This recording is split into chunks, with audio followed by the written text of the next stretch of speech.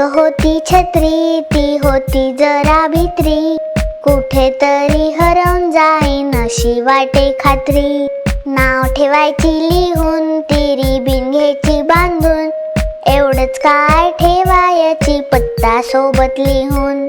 गर्दीतून जाताना होई तारांबळ, वाट आपली शोधताना पुरता गोंधळ. सोसाट्याच्या वाऱ्यात उडे घाबरगुंडी, काड्या सुद्धा थरथर करी वाजता हुडहुड थंडी.